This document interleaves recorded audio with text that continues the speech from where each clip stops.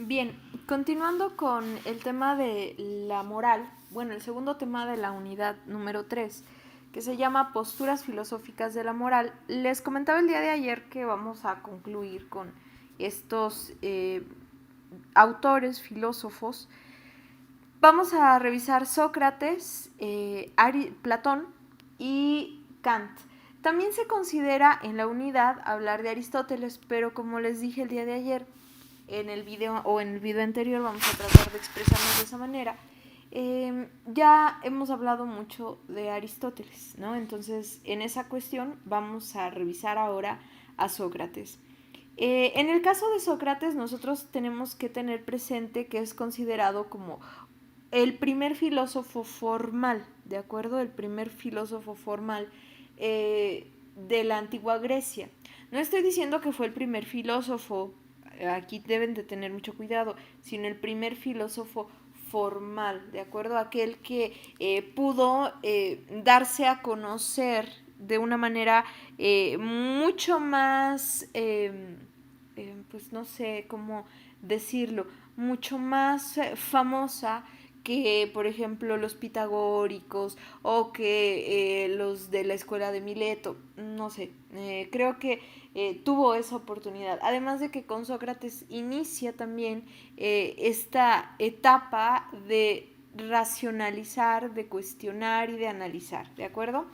Bueno, el objetivo del tema de Sócrates es analizar el pensamiento de este autor y su método para que mediante su lectura, la construcción del concepto de sabiduría para ser feliz, ¿de acuerdo? Aquí hay que recordar dos cuestiones importantes que vamos a abarcar en Sócrates, es su método.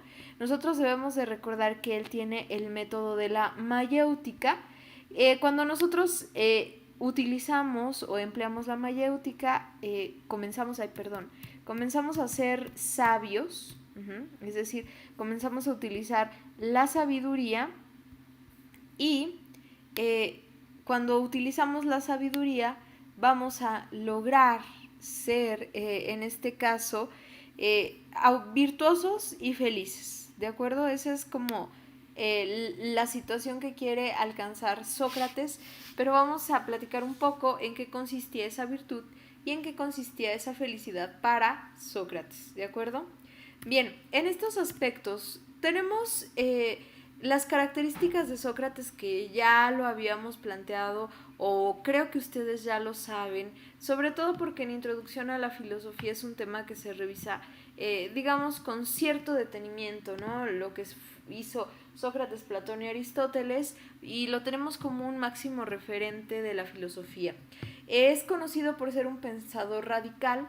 ¿Por qué? Porque él, digamos, empezó a generar conciencia en las personas. En los antiguos griegos, un hombre que logró generar la conciencia fue Sócrates. Por esta cuestión es que toda la situación que él realiza tiene que ver con un problema de carácter, digamos, eh, racional, con el hecho de cuestionar. A eso es a lo que se le llamaba el problema socrático, a un cuestionamiento constante de qué estamos haciendo y por qué lo estamos haciendo.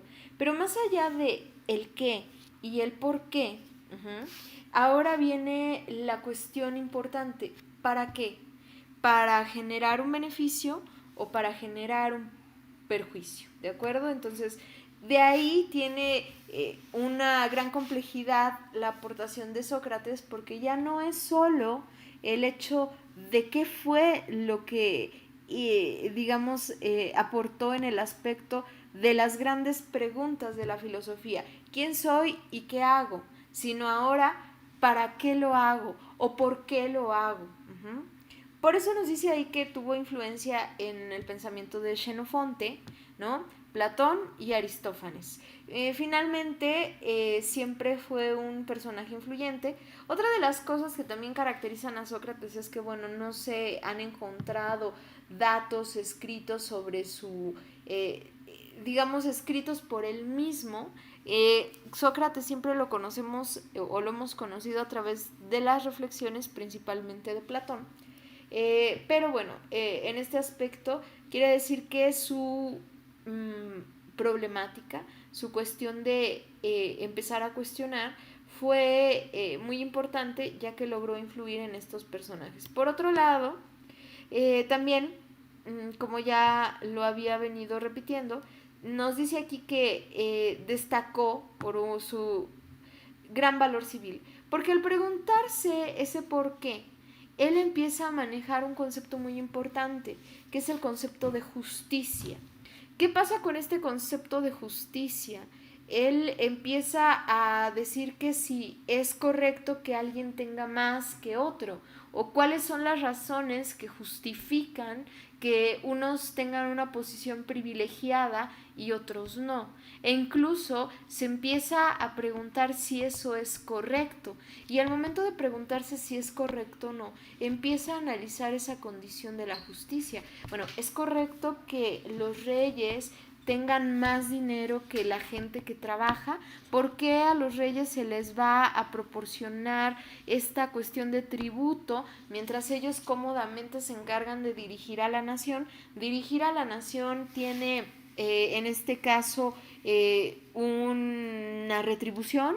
Debería ser que se debe retribuir y pagar a esas personas porque lo hagan, ¿no? Entonces, cuando a lo mejor debe de ser un acto humano y que nazca, digamos, de uno mismo, ¿no? Entonces, de una cuestión genuina por querer solamente ayudar, empieza a hacerse estos cuestionamientos y empieza a identificar lo que nosotros llamamos injusticias, ¿no? ¿Por qué unos sí y por qué otros no?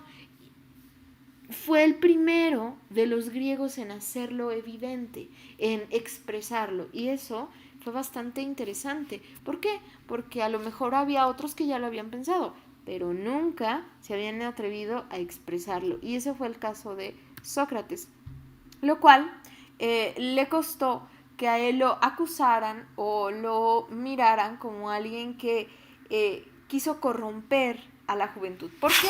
Porque Aristóteles logró influir siempre en los más jóvenes, es decir, en las almas jóvenes, en las que no estaban, digamos, completamente adoctrinadas por el quehacer o por la moralidad de la sociedad, porque muchas veces cuando se encuentra uno completamente adoctrinado o controlado por la moralidad, pues no se llega a un cuestionamiento mayor, se toma como algo que ya pasó y que además de que ya pasó es correcto, ¿no? ¿Qué es lo que pasa con Sócrates? Él empieza a hacer estos cuestionamientos y en quien tiene más influencias en la juventud, porque la juventud empieza como a analizar estas condiciones y empieza a decir, cierto, tienes razón, ¿no? Aquí hay caracteres de injusticia, hay datos, indicios de injusticia. Y pues para los griegos eso era el término de corromper, ¿no? O sea, de llevarlos al mal. Cuando sucede esta cuestión, pues sabemos que, digamos, lo encarcelan y bueno, él no eligió que nadie lo defendiera, sino más bien él mismo, bajo su argumentación, bajo su propia retórica, decidió defenderse. Además recuerden, o es importante que ustedes recuerden, que Aristóteles fue un gran, digamos, enemigo de los sofistas, ¿no? Los sofistas que eran, digamos, aquellos dueños de la argumentación, ¿no? Y, digamos, eran los que ayudaban a la condición de las condenas, ¿no? Y de juzgar, sobre todo.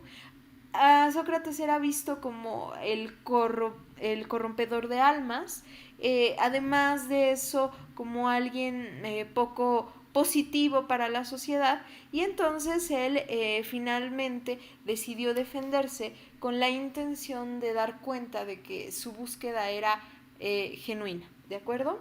Bien, entonces tiene esa característica. En cuanto a sus situaciones, él, como nos dice aquí, elabora una doctrina de finalidad especialmente moral. ¿Por qué? Porque nos va a dar una, digamos, una forma de pensar en que el cuestionamiento siempre debe de ir en función de lo que es correcto y benéfico. Por eso nos dice, en ella o gracias a esta doctrina moral se llega a criticar a los sofistas y a los físicos, principalmente a los sofistas porque ellos tenían características muy distintivas. Recuerden que a los sofistas les gustaba ganar, ¿a través de qué? De la retórica, los discursos y siempre ser los dueños de la razón, aunque esa razón no fuera verdadera, ¿no? Pero bueno, ese es un tema que se ha discutido ampliamente, no quiero ahondar mucho en él. También se le conoció como el partero de almas o como el corrompedor de las almas, ya que logró liberar a los ciudadanos de sus prejuicios y de las falsas opiniones. De los prejuicios de qué era lo correcto y de esas falsas opiniones de aceptarlas como correctas, ¿de acuerdo? Para otra cuestión, nos dice que se basó en este método mayéutico, que ya lo hemos platicado, el cual incluye los siguientes pasos. La primera es la ironía socrática. ¿Cuál es esta ironía socrática? Reconocer que no, o más bien reconocer que no sabemos nada. Recuérdense que esta ironía parte de esta frase que muchas veces utilizan, o a mí en lo particular me ha pasado, que la utilizan en el examen. Yo solo sé que nada sé. Pero esta condición de reconocer la ignorancia no es el hecho de reconocer que no estudiamos, sino es el hecho de reconocer que a veces nos falta información para poder asumir y resolver los problemas de nuestra vida. A eso es a lo que se refería Sócrates, no al hecho de decir, es que no estudié. No se refería a la falta de responsabilidad, se refería a la conciencia de reconocer que no podemos saberlo todo, ¿de acuerdo? Esa es la ironía de Sócrates. ¿Por qué? Porque sabemos algo, pero también reconocemos que ignoramos las respuestas a todo. Ahora, esta condición nos lleva al segundo punto, que es estrictamente la mayéutica, en la cual se intenta llegar a una justa solución del problema planteado, en la cual vamos a ver lo que nosotros podemos decir, lo que me beneficia y lo que me perjudica, las causas y las consecuencias, a quién le voy a hacer bien y a quién le voy a hacer mal. Entonces, imagínense, el pensamiento socrático era bastante avanzado para su tiempo. ¿Por qué? Porque se podía reconocer que no éramos dueños de todo, que no lo sabíamos todo, pero también había un análisis de esto, que nos beneficiaba, que nos perjudicaba. Por otro lado, en este aspecto, pues es principalmente lo que nos deja Sócrates. Sócrates va a tener también una fuerte influencia, como ya sabemos, en Platón, que fue considerado uno de sus más grandes discípulos. Si surgen dudas acerca de lo que les comentaba con Sócrates, les pido el grandísimo favor que me lo hagan saber, sobre todo por nuestros medios de contacto, ya sea el grupo de Facebook o el grupo que tenemos de WhatsApp, ¿de acuerdo? Bien, en esta cuestión, Platón nos va a decir que va a redescubrir las características de la idea, es decir, de la idea y del pensamiento que en muchas ocasiones Sócrates también ya había planteado. De hecho, Sócrates también tuvo un aspecto epistemológico y ontológico en su quehacer. Sin embargo, como no hubo muchas, digamos, evidencias escritas acerca de su pensamiento, pues no se llegaron a analizar.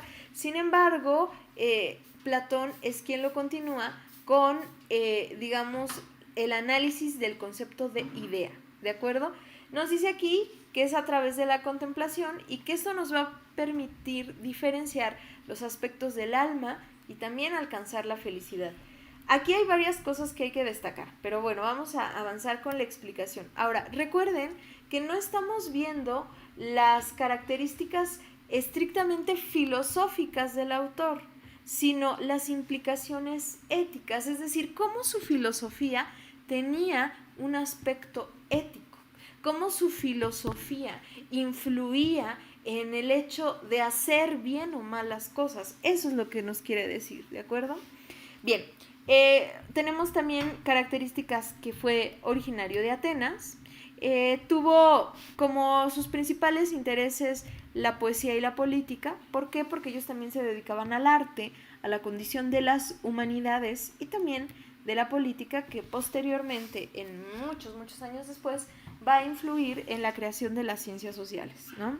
Otra de las cosas es que va a fundar la academia y va a tener una fuerte influencia de su maestro, que fue Sócrates.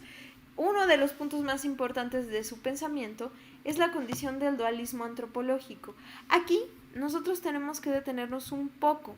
¿Por qué? ¿A qué se refiere ese dualismo antropológico? A lo que él va a relacionar, ¿no?, entre que el hombre tiene una dualidad.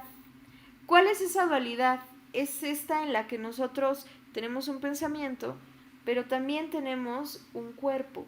Es decir, tenemos algo que pensamos y que no se ve, que a veces interpretamos y suponemos, pero no tenemos la certeza. O sea, porque nosotros podemos ver a alguien y decir, está enojado, pero a lo mejor, enojado o enojada, pero a lo mejor esa es su expresión facial. Y no es que esté enojado ni enojada, simplemente así es, ¿no? Por otro lado, muchas veces sus acciones no van a corresponder con lo que nosotros vemos. A lo mejor actúa de manera muy amable, ¿no? Y entonces esa, digamos, expresión de enojo no coincide con sus acciones. Es ahí a donde viene esta parte del dualismo antropológico. Es como esta distinción entre que hay una condición inteligible y hay una sensible, o en otras palabras, hay un mundo de las ideas y un mundo real, ¿de acuerdo? Para él, ahí va a estar la problemática ética. ¿Por qué? Porque, digamos, se va a centrar exclusivamente en cómo el individuo va a poder identificar y vivir ese dualismo antropológico. Nos va a decir, por otro lado, que también, digamos, el ser se va a encontrar siempre en un estado violento. Y esto es interesante porque no siempre vamos a considerar que se está en paz, sino también se vive en el conflicto. Y eso es algo que tenemos que identificar de manera muy interesante y puntual, porque también es importante reconocer que no siempre estamos contentos, ¿no? Habrá alguien que diga, no, sí, yo siempre estoy feliz y le veo el lado positivo a todas las cosas. Bueno, ahí ustedes le llaman y que nos pase la receta, porque en realidad, pues, bajo los términos filosóficos, no existe quien, en este caso, no experimente esta condición, ¿no? Y esa condición a veces se puede identificar como un rasgo de violencia. Ojo aquí, muchas veces nosotros confundimos la violencia con la agresividad. Creemos que la violencia tiene que ser una serie de golpes, pero existen otras formas en las que se manifiesta la violencia, ¿no? Y no es solo a través de los golpes. No estoy diciendo que no sea una manera de manifestarla, pero no es la única.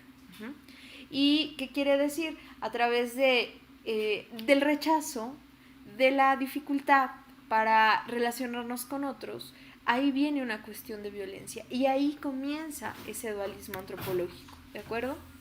Por otro lado, nos dice que ese dualismo antropológico se expresa mediante un dualismo metafísico, lo que ya les decía hace un rato, un mundo sensible y un mundo inteligible. Nuestro mundo sensible, sensitivo de sentidos, representa nuestra realidad a través de los objetos y, digamos, lo podemos identificar. Nuestro mundo inteligible, o también llamado mundo de las ideas, en el cual se van a explicar los arquetipos o los modelos y las formas de pensamiento que nosotros tenemos y cómo las vamos a expresar. El problema ético de Platón es en este caso cómo nosotros hacemos que lo que vemos en el mundo inteligible se exprese de manera fehaciente y puntual en el mundo sensible. Es decir, nosotros siempre vamos a actuar como pensamos. Realmente es difícil, porque muchas veces estamos enojados, ¿no? Y sentimos mucha desesperación.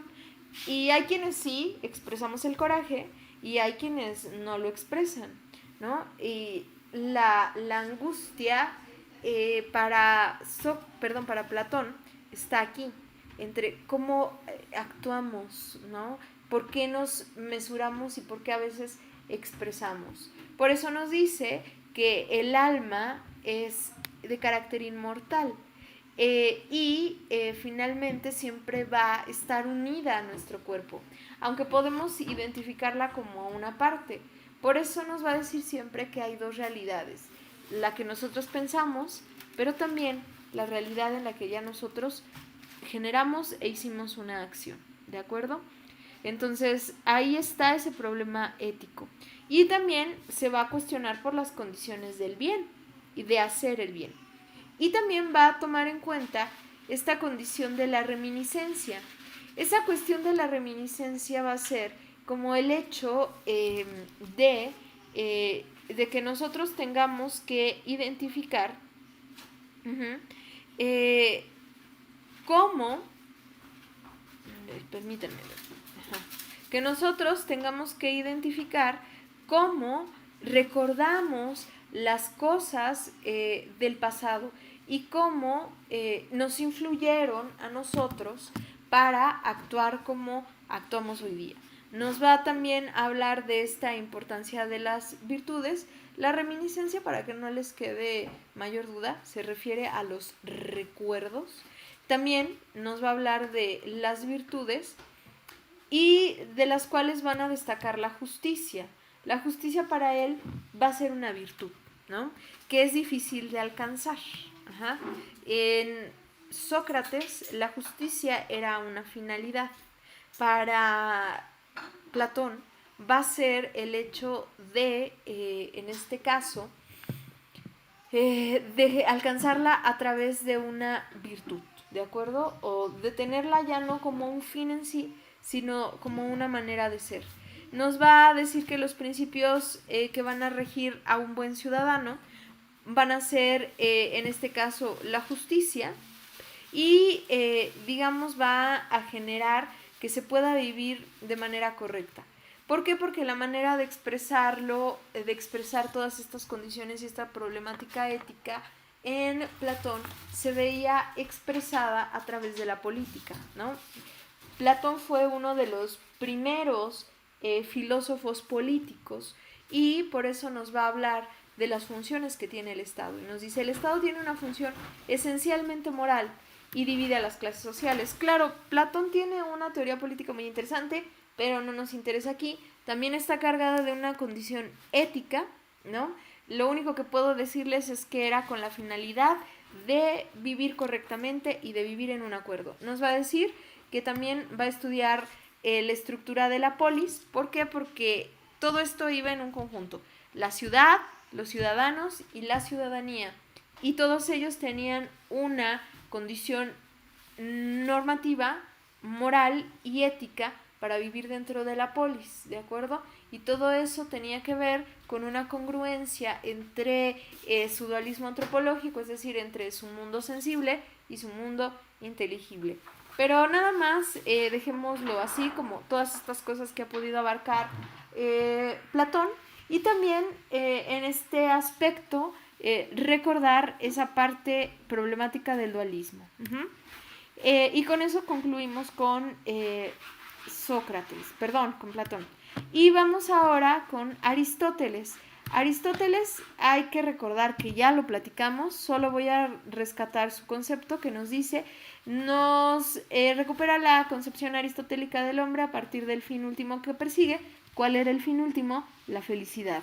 La felicidad que era la eudaimonía, y esta eudaimonía tenía que darse a través del aura mediocritas, que es el justo medio, ¿de acuerdo? Ese justo medio me gusta también verlo como, o lo llego a relacionar con esta cuestión del vaso medio lleno, es decir, ni tan lleno que se derrame, ni tampoco que no tenga agua, sino más bien que haya un equilibrio. Recuerden que ese es el punto principal de Aristóteles, el equilibrio. Y él también va a hablar de la justicia, de la ciudadanía, pero tampoco podemos detenernos a platicar todas esas cuestiones, porque sus teorías y sus implicaciones éticas y morales fueron muy amplias. Sin embargo, vamos a rescatar lo más interesante, lo más destacado, también por las condiciones que tenemos. Y por último nos vamos con Immanuel Kant, que digamos de los tres anteriores que pertenecían a la antigüedad, pues bueno, damos un salto cuántico con Kant, porque llegamos al siglo XVIII, al siglo de la Ilustración, y vamos a platicar de su objetivo. Analiza la importancia de Kant en el campo de la ética. Bueno, yo creo que ustedes ya conocen mucho a Kant porque lo vieron desde Introducción a la Filosofía, después en Lógica, y ahorita otra vez aparece Kant. Y también vemos que es un personaje muy importante porque no solo aportó al campo del conocimiento, ¿no?, sino también aportó al campo del conocimiento filosófico en los problemas epistemológicos, ¿de acuerdo? Y en los problemas lógicos, sino también en la problemática moral y ética, ¿de acuerdo? Entonces, en este aspecto, bueno, datos relevantes y muy breves de Kant es que nació y vivió en Königsberg, en Alemania, y bueno, en su obra se van a distinguir dos periodos, el precrítico y el crítico. Hay que recordar que Kant, su corriente de pensamiento se llama el idealismo crítico trascendental, porque con Kant va a haber una recuperación de la filosofía después del bache en el que la van a meter Hegel y David Hume, ¿de acuerdo? Entonces, en este aspecto. Por otro lado, nos va a decir que Kant, dentro de sus aportaciones, nos va a argumentar las formas a priori de la sensibilidad, las cuales van a ser el tiempo y el espacio. Hay que recordar que para Kant estas dos condiciones son las más importantes, tiempo y espacio. Va a hablar también del origen de las ideas, pero él va a decir que son bajo un fundamento a priori. Hay que recordar que también esto de la teoría de las ideas, desde Platón, después con John Locke, después con David Hume, después con René Descartes, tiene una gran influencia. Pero bueno, para él las ideas van a ser una información que ya está dentro de las personas. Donde sus obras destacadas pues son las siguientes: la crítica de la razón pura, la crítica de la razón práctica, y también se va a tomar en cuenta la metafísica de la moral, que va a ser propiamente aquel libro en el que nos va a hablar de las condiciones e implicaciones éticas. Nos va a distinguir entre dos condiciones, entre el ego empírico y el ego trascendental. El ego empírico, como su nombre lo dice, es la personalidad que va a experimentar, y el trascendental o categorial es aquel que nos va a incitar a respetar el deber. Acuérdense del juicio categórico. Yo debo de hacer o debo de realizar el deber por convicción, no por miedo al castigo, ¿no? Por eso se va a tomar en cuenta la voluntad general, estar convencido de lo que quiero hacer, y también la voluntad empírica. Si estoy convencido de lo que quiero hacer y todos lo comparten, no habrá ningún problema. Por eso nos va a decir, la voluntad cuando se comparte se va a convertir en una ley de sí misma y en una finalidad de sí misma, ¿no? O sea, no va a ser necesario que alguien nos diga, tú tienes que hacer esto, ya vamos a estar convencidos de hacerlo. O sea, suena bastante bien, ¿no? Pero realmente los seres humanos tenemos dificultades para hacer así. Pero bueno, sería una cuestión de platicarlo aún más. Por eso nos dice que la ley moral se expresa en el imperativo categórico, que ya lo conocen. Es el hecho de hacer las cosas por respetar el deber. Y el imperativo categórico, en los términos de Kant, tiene la siguiente, digamos, definición. Obra de tal suerte que la máxima de tu voluntad pueda servir al propio tiempo como principio de legislación universal. En otras palabras, obra para hacer el bien, obra porque debes de respetar el deber, no porque quieras evitar que te castiguen, no porque quieras evitar que te sancionen, sino porque tienes que respetar el bien. ¿A través de qué? Del ego empírico y de este ego trascendental. En realidad no es mucho ni muy complejo lo que estamos viendo, sin embargo es importante que lo tomemos en cuenta. Tenemos aquí la bibliografía, ¿no?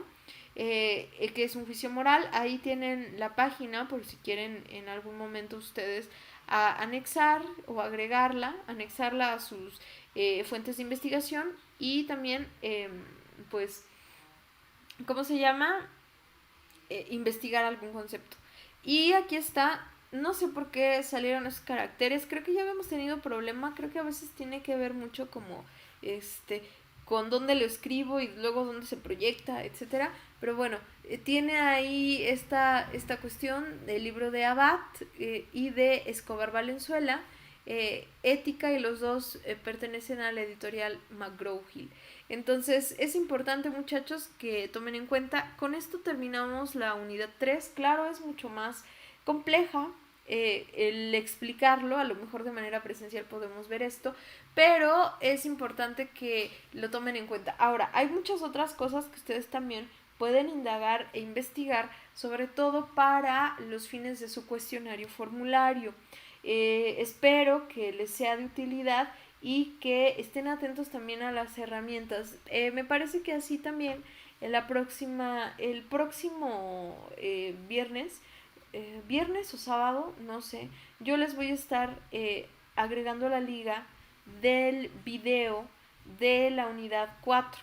Probablemente lo divide igual en una o dos o tres partes, no lo sé, pero yo se los hago llegar para que no tengan ningún problema. Entonces, si tienen dudas, ya saben por dónde comunicarse, y pues espero que les haya sido de utilidad. Nos vemos.